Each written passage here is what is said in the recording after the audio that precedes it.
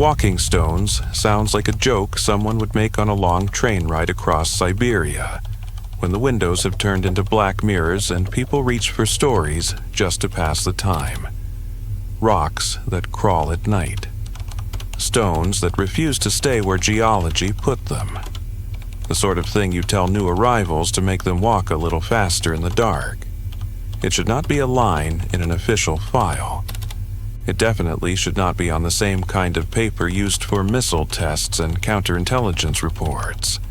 And yet here it is, typed neatly at the top of a folder that smells faintly of damp. Anomaly Walking Stones. Field site demonstrating non-static lithic displacement under nocturnal conditions. The subtitle is less polite, written in pencil by someone who had been out there. The Siberian rocks that crawled at night. According to the summary clipped to the front, a remote lab once monitored a fading signal coming from a Siberian field where large rocks appeared in different positions each morning.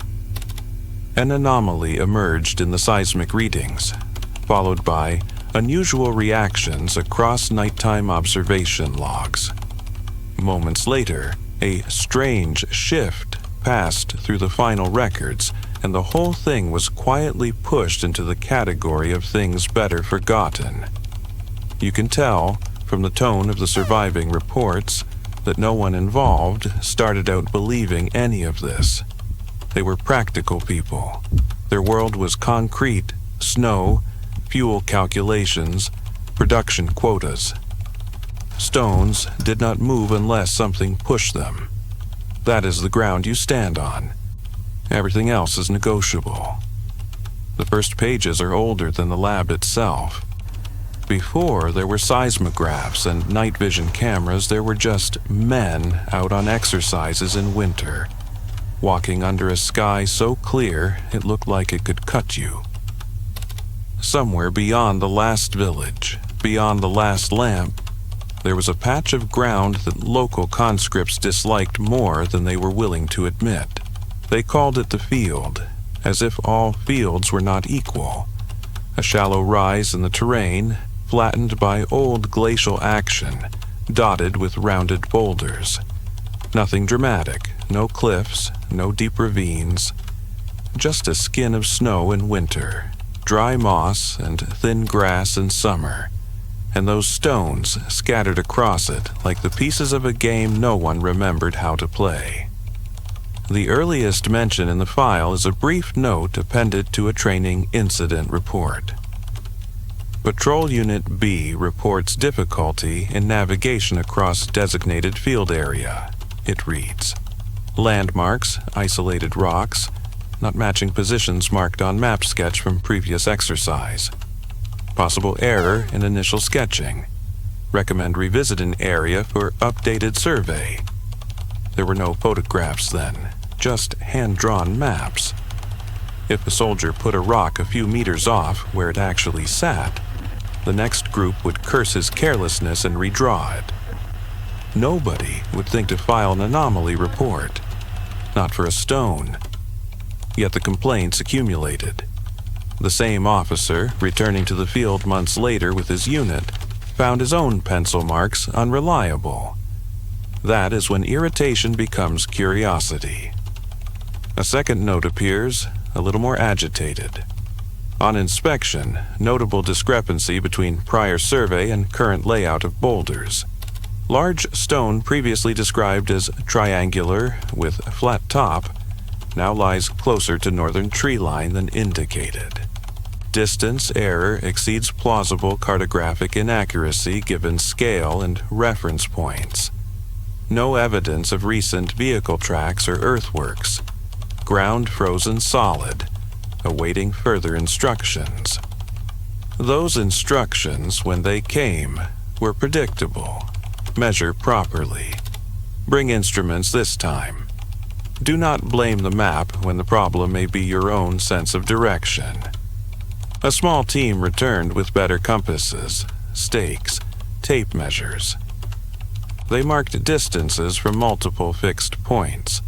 The tree line, a radio mast, a ridge to the east.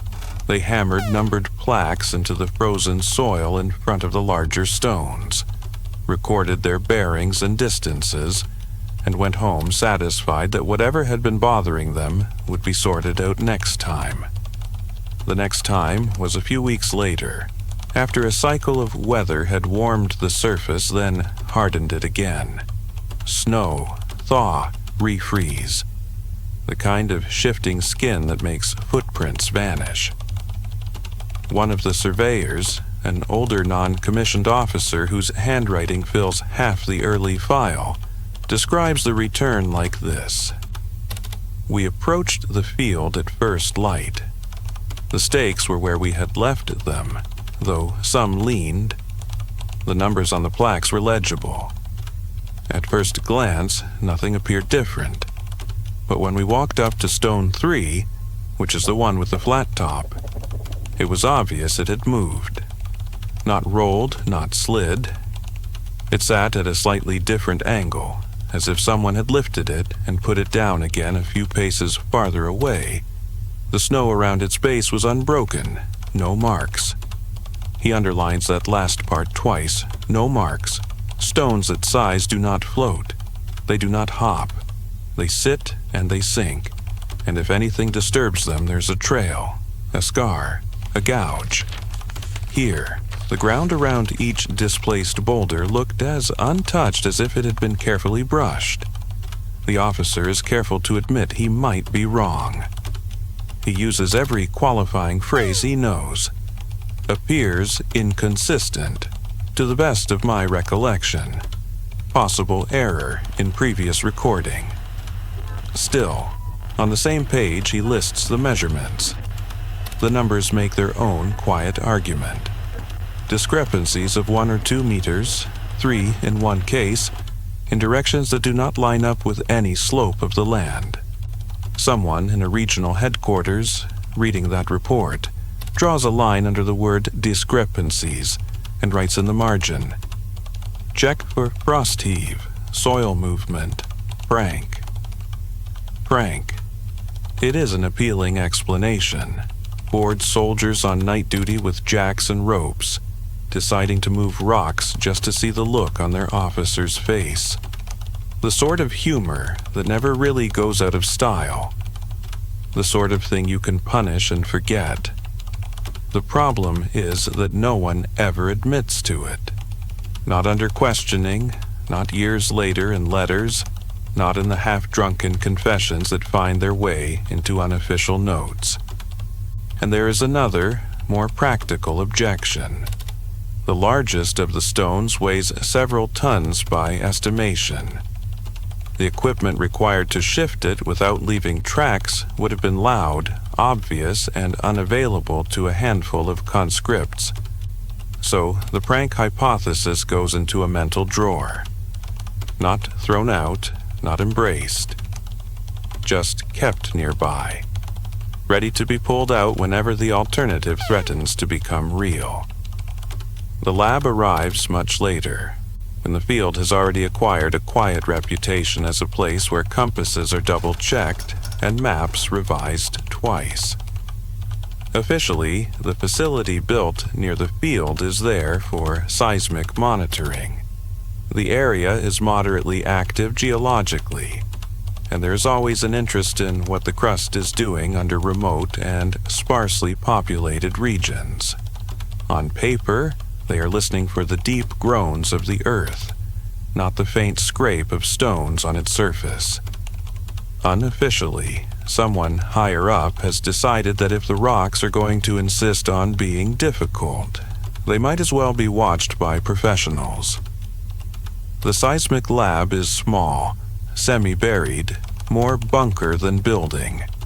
A row of narrow windows face the field, though the instruments do not need them. Underground, in a long, temperature-controlled room, they lay out sensors and inked drums, delicate needles suspended above rotating paper, waiting for the slightest tremor. The files from those early lab years are filled with the usual things. Distant earthquakes recorded as gentle waves, the heavy thud of passing trains, storms translating into low, slow sways. In the margins, though, the technicians keep adding a separate category: local micro-events. These are tiny spikes and stutters in the seismic lines, limited to the channels nearest the field, occurring mostly at night. Not big enough to be tectonic, not regular enough to be mechanical. The kind of noise that people with experience learn to ignore, unless they are already thinking about stones that do not stay put. One technician in particular, a man with tidy handwriting and a superstition about leaving pens uncapped, takes an interest. His notes recur throughout the file. He is methodical, but you can see the curiosity pushing against his training. Repeated small signals deep in the night hours. He writes in one early report, before the project forbids even approximate times. Amplitude low, limited to sensors within approximately 500-meter radius of field center. No corresponding reports of surface activity, vehicles, machinery. Weather calm. Ground temperature constant. Pattern not consistent with known equipment noise. He tries different filters, different ways of smoothing the lines. The signals survive his attempts to blame them on the wind or the building's own breathing. They are too clean for that. Brief blips, a few seconds long, something like a footstep scaled up until you can hear it in the bones of the earth. It is not much. A skeptic can still shrug. Rocks settle, frost cracks, animals move. The world is never truly still. Then comes the first season when they combine the ground listening with eyes. What changes everything is not more sensitive equipment, but a camera. Time-lapse photography sounds glamorous if you're making documentaries about flowers or clouds. Here it means a battered tripod, a boxy camera body bolted to a concrete pad, and a mechanic's promise that it will not be knocked over by curious conscripts. The lab requisitions a surplus camera from a weather station, hooks up a simple motor to advance the film, and points it at the field from the lab's roof. The plan is simple: one frame every few minutes from dusk to dawn for a month. Develop the film, overlay frames, see if anything at all, looks different. The first roll shows nothing remarkable. Shadows lengthen, shift, vanish, stars smudge across the sky. On nights with a moon, the stones cast faint, slanted silhouettes. On darker nights, they become rounder patches of black. It is almost tranquil to watch in that sped-up way, like seeing a heartbeat in reverse. On the second roll, they catch something. It is so understated that they nearly throw it away with the others. The only reason it survives is that the same fastidious technician insists on checking each frame himself before signing off. 3 frames, maybe 12 minutes apart. In the first, the largest stone, the flat-topped one they called Stone 3 in the old maps, sits where the stakes and plaques say it should. In the second, its silhouette is subtly wrong. It is tipped or leaned or rotated no more than a few degrees. The light on its upper surface changes angle in a way that does not match the movement of the moon. In the third frame, it is clearly closer to a smaller stone than it was at the start of the sequence. The distance between their dark shapes has shrunk. There are no frames showing a blur of motion, no dust, no sign of rolling. Just a discontinuity, as if someone had quietly rearranged the scene while the shutter was closed. The technician blows up the frames, overlays them on tracing paper, measures the difference. The numbers match the kind of displacement the early surveyors complained about. He writes, in a note that he probably hoped would be seen only by people who already doubted their sanity for a living. Apparent movement of stone 3 between frames 112 and 114 cannot be explained by parallax, camera drift, or known optical distortion. Apparent displacement approximately 1.4 meters toward north-northeast. No visible disturbance of surrounding surface. He does not write. The stone moved. Not yet. He circles around it. By the time this reaches the KGB liaison attached to the lab, the project has already outgrown its original seismic pretext. A new designation appears on the cover sheets. Anomaly WS-1. Walking Stones, version 1. They keep the joke, but only as code. The committee's man reads the report, looks at the photographs, and decides, as they so often do, that if something impossible is happening on Soviet soil, it will be happening under their supervision now. That is when the file stops being just data and becomes a story. The origin of the anomaly, as far as anyone can tell, is the field itself. There are no legends in the local village about moving rocks. The older residents have the usual catalog of stories. Lights in the forest, wolves that walk on their hind legs, the occasional vanished hunter. But nothing about boulders that change places. The field was just an inconvenient hump of land that ruined plow lines and swallowed boots in spring. Geologically, it is unremarkable. An old glacial deposit, an accumulation of rounded stones left behind when ice retreated a very long time ago. The lab calls in a geologist from a regional institute. She flies in, spends a week measuring, sampling, tapping. Her report is dry to the point of boredom. Composition within expected ranges, no unusual magnetic anomalies, no high-density inclusions. The stones are just stones. Except they are not, of course. Not anymore. The first night they decide to be there when it happens is recorded in exhaustive, nervous detail. 2 observation teams are set up.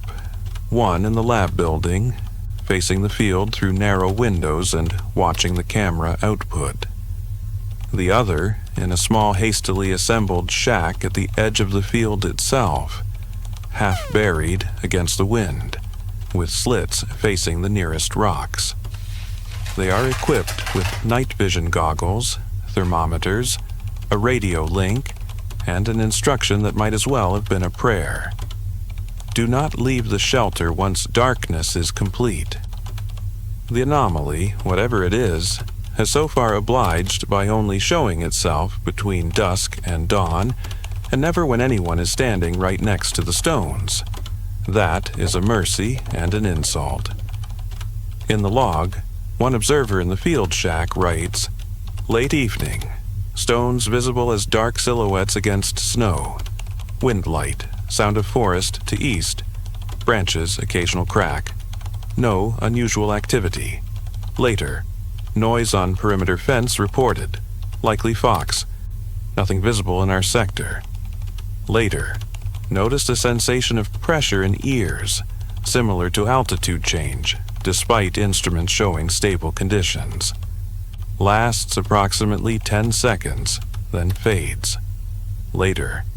Subjective impression that field appears flatter, as if distances between stones reduced, though measurements do not confirm. The lab observers watching the time-lapse feed see nothing during the night that their tired eyes register as strange. It is only when the film is developed the next day that they realize they were present for a full walk. On the sequence from deep night to pre-dawn, the stones on the edge of the frame perform a kind of slow, shuffling dance. None of it is obvious in real time. The movement is in single steps. Small, incremental shifts occurring between frames. But over hours, one stone that began near the tree line ends closer to the middle, and another that began in the middle ends at the slope. The pattern is not random. When the geologist overlays the initial survey map with the end positions from that night and draws lines tracing each stone's path, she notices that they are not wandering aimlessly. Each curve, the small arcs of displacement, bends toward a rough circle whose center is empty, a patch of bare ground near the middle of the field. On subsequent nights, sometimes nothing at all happens. The stones sit. The micro-seismic noise is ordinary. The camera captures nothing but stars and frost forming on its own lens. On other nights, the same pattern repeats. Small steps over hours, always in darkness, always leaving the surface looking as untouched as a carefully made bed from which someone has risen without creasing the sheets. The stones creep toward that central point, then back out again over the course of a week, then inward once more. It is like watching the tide, if the tide were made of rock. The KGB officer, in one of the more honest notes in the file, writes, "If we are to believe this, we must either assume a mechanism beyond current understanding or admit the alternative, that measurement errors and optical illusions have developed a sense of humor." From there, the project splits into two threads. One is the attempt to explain, to force the anomaly into existing categories. The other, less advertised, is the attempt to use it. On the explanatory side, they test all the mundane possibilities first. They bury sensors under and around the stones to look for vibration. They try to detect heat signatures. They place simple tilt meters on the boulder's upper surfaces to see if they rock in some slow, invisible rhythm. The results are infuriatingly minimal. A tilt meter on stone 3 shows a very slight change in angle on nights when the time-lapse reveals motion, but the change does not line up cleanly with the frames. It seems to anticipate sometimes, lag at others. Temperature readings on and under the stones fluctuate only within the expected range for nocturnal cooling and daytime warming. There is no hidden heat engine, no obvious mechanical push. The seismic data continues to show those tiny footstep-like blips, mostly in the dark hours after midnight, mostly on nights when the camera will later show movement. The blips are always just a bit too small, just a bit too ambiguous, to rule out some subtle local process nobody has named yet.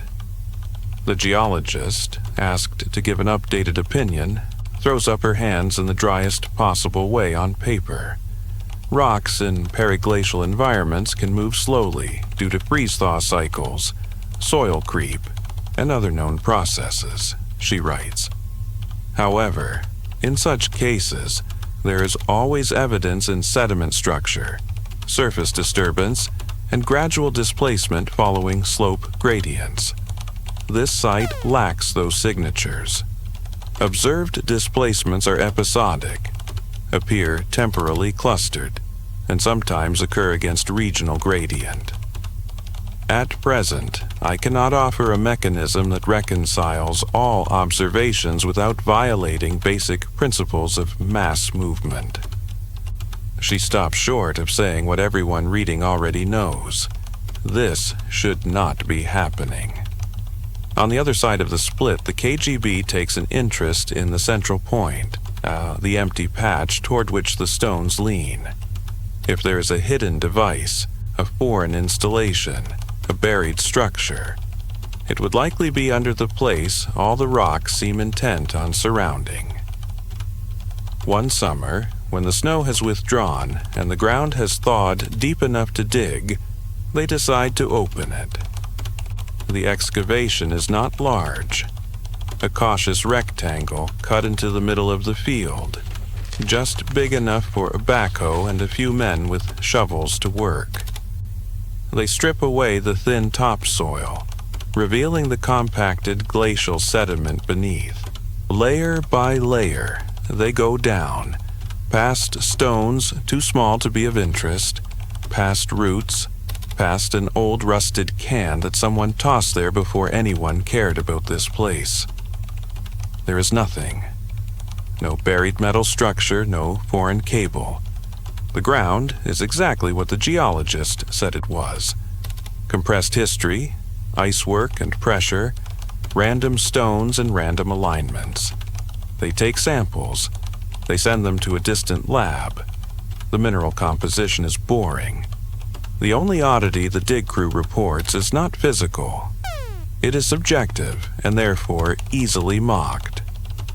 One of them notes, in an aside to a friend who happens to be the kind of person who writes such things down, that when he stood in the bottom of the pit alone, before the others climbed down, he felt as if the sky was lower there.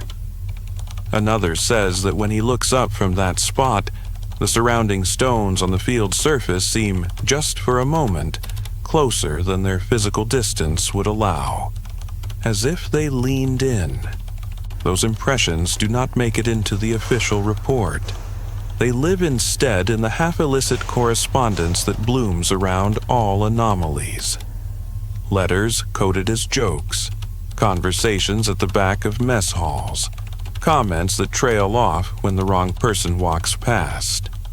The culmination of the anomaly as a project, the moment it commands more than regional attention, comes when stones and people occupy the same space in the same night, in a way that can no longer be kept in separate columns. It happens in winter, which is fitting. Snow flattens landscapes and hides sins. It also records movement with a kind of petty honesty. By then, the lab has established a routine. Cameras run on most clear nights. Seismic devices hum beneath the floor. Observation teams take turns freezing in the field shack. The stones have shown their slow patterns often enough that some of the novelty has worn off. People grumble about wasted sleep.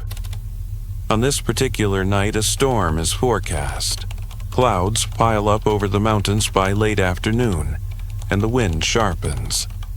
The lab director considers canceling the field watch, but the KGB officer insists on at least one team going out. Anomalies do not respect weather reports, he says. Besides, they need data under different conditions. There is an argument. The compromise is one pared-down team, 2 observers in the shack, a radio link, and an understanding that if visibility drops below a certain threshold, they will be called back in. The snow begins just after dusk. Fine at first, then thicker, slanting across the field in gusts. The men in the shack note the decreasing visibility.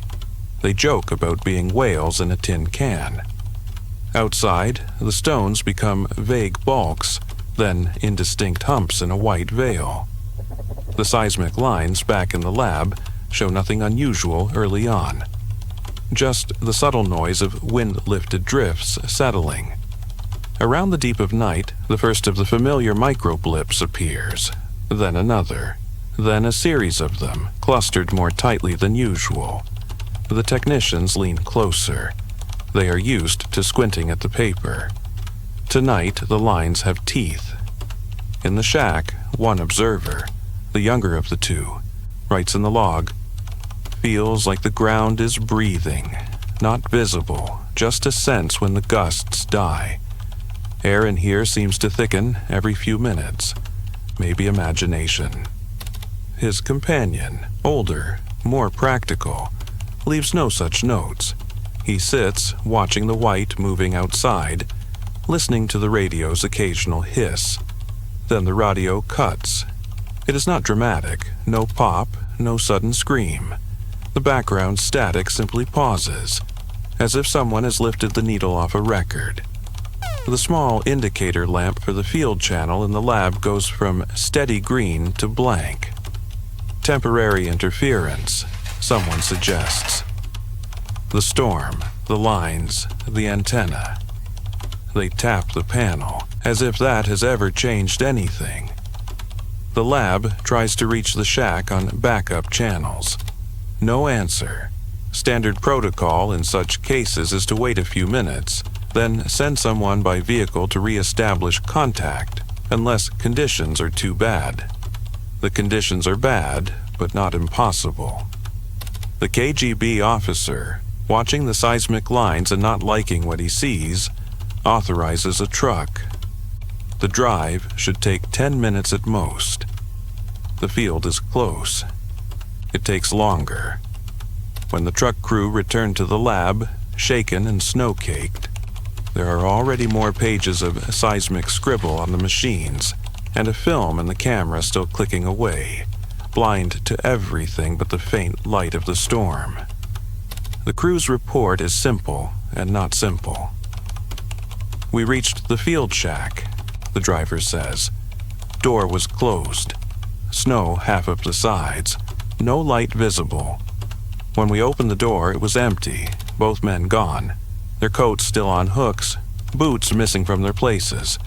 Electric heater still warm. Radio powered but dead. We checked around the shack, called their names, nothing. No footprints. That is the part that causes the silence in the room. Not the missing men. People go missing in winter. They get turned around, walk the wrong way, lie down in the snow. It happens. But they always leave tracks until the wind erases them. The truck crew insist there were none. Not in the lee of the shack, not between door and field, not in the direction of the lab. Only unbroken snow and the faint bumps where the closest stones sat, half buried. By dawn, the storm thins. The search begins in earnest. More vehicles, more men, roped pairs sweeping the area, probing with poles, calling into hollows. The usual procedures. They find no bodies. They do find something else. Near the center of the field, close to the excavated patch that had since filled with drifted snow, the stones have arranged themselves overnight in a configuration no one had seen before. They have always moved individually, in semi-independent arcs.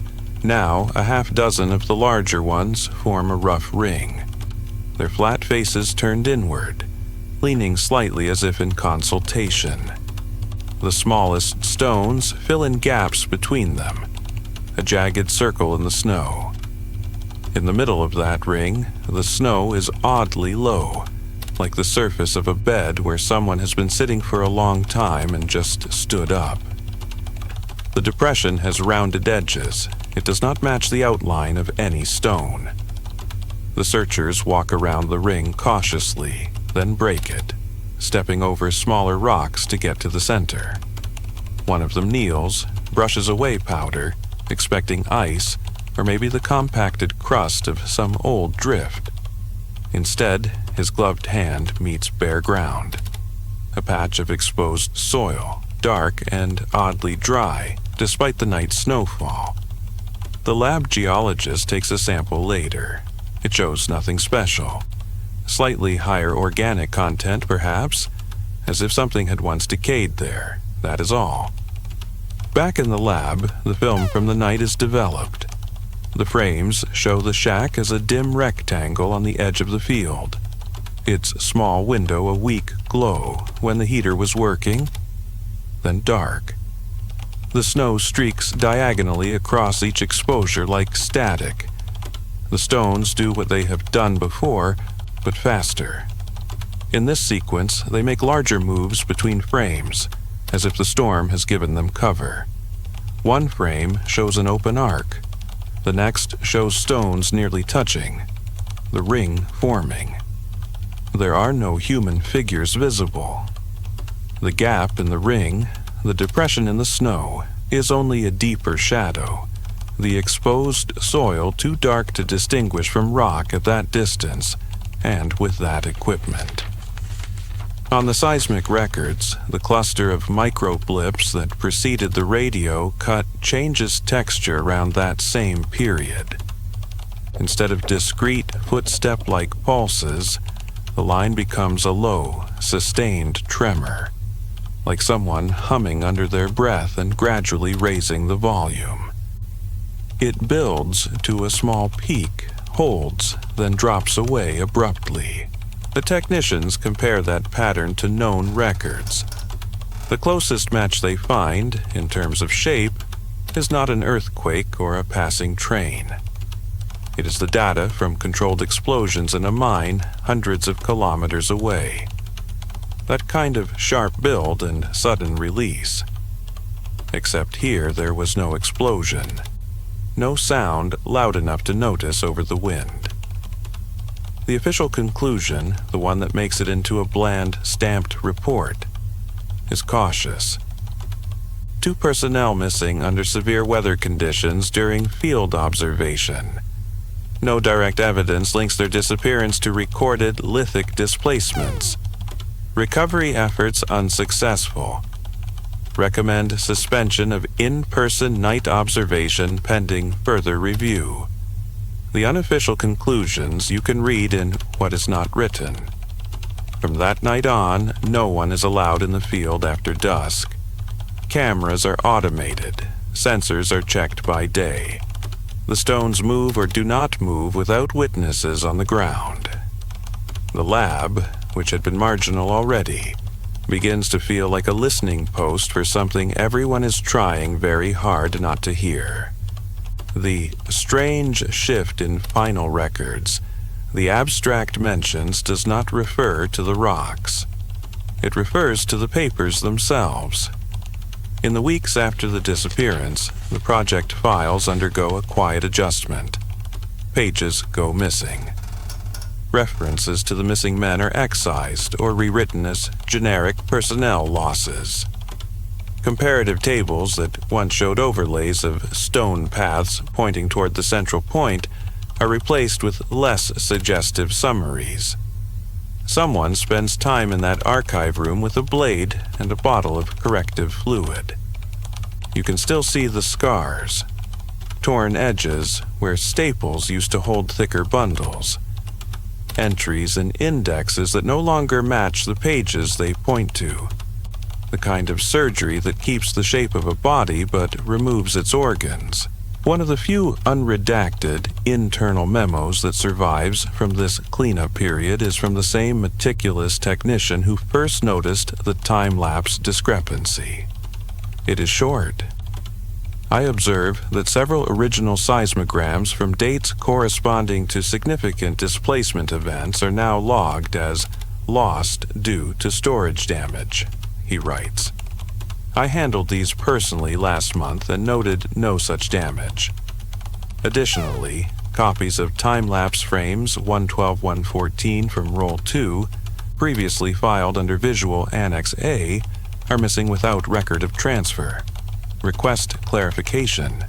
There is no formal answer in the file, just a later note in a different hand. Technician reassigned to regional station. Access to WS-1 materials rescinded. Reassignment is its own answer. The final pages of the folder belong mostly to the KGB. Their assessment, couched in language that pretends to neutrality, is that the anomaly offers no reliable path to operational advantage and carries non-negligible risk of uncontrolled incidents and morale degradation among personnel. They recommend decommissioning the lab, sealing sensitive sections of the site, and reclassifying the area as restricted for environmental reasons. You can see them trying, sentence by sentence, to drag the impossible back into bureaucratic ground. The stones, in this version, are geological curiosity, perhaps an unusual expression of frost heave and soil creep unique to that terrain. The missing men are an unfortunate but mundane loss in severe weather. The patterns traced on maps are statistical artifacts, the product of over-attentive minds drawing lines where none exist. The last formal line in the official report reads, "Further investigation into anomaly. WS-1 is unwarranted at this time." And yet, just before the signatures, Someone has added a handwritten question that was never typed up. If we accept the geological hypotheses as sufficient, it asks, we must explain why local ground movements demonstrate preference for nocturnal periods, apparent coordination toward central locus, and absence of surface disturbance signatures. Current models do not address these constraints.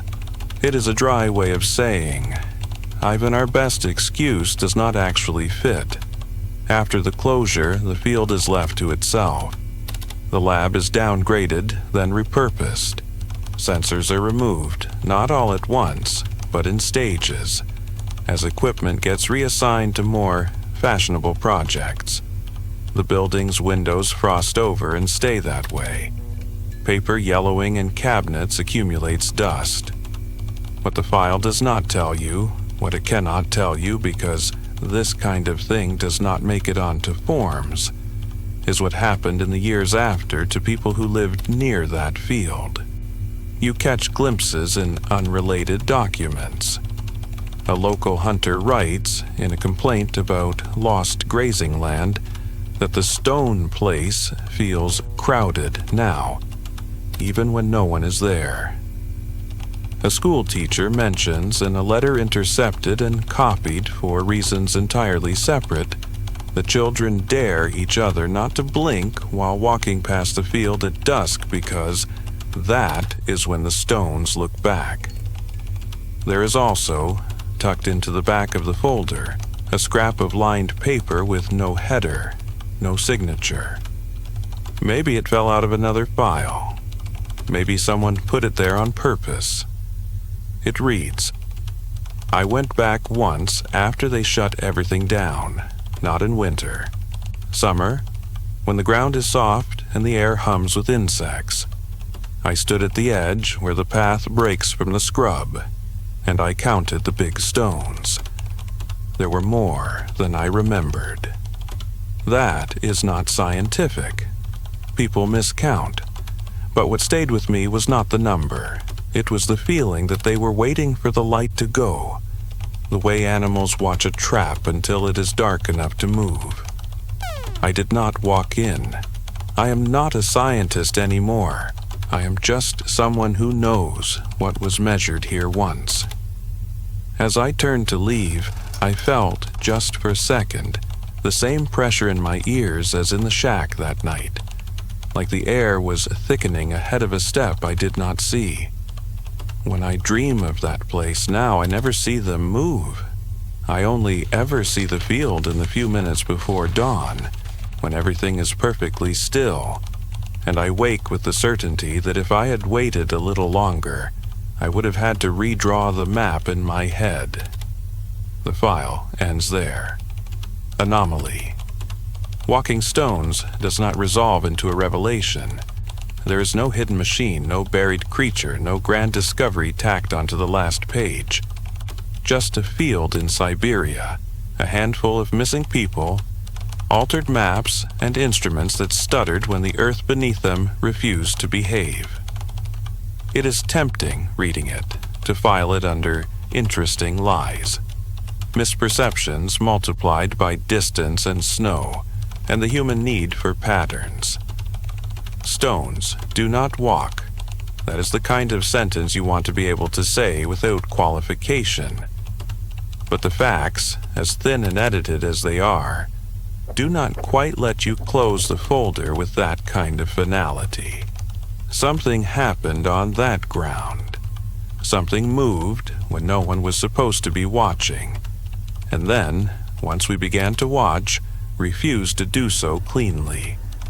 Something changed the positions of objects that, by all our rules, should have remained where they were dropped by ice ages long before humans built words for them. Maybe one day, satellites and precise surveying will pass over that nameless field and note a discrepancy between old data and new. A pattern in the scatter of boulders that does not match the usual, slow bruising of landscapes.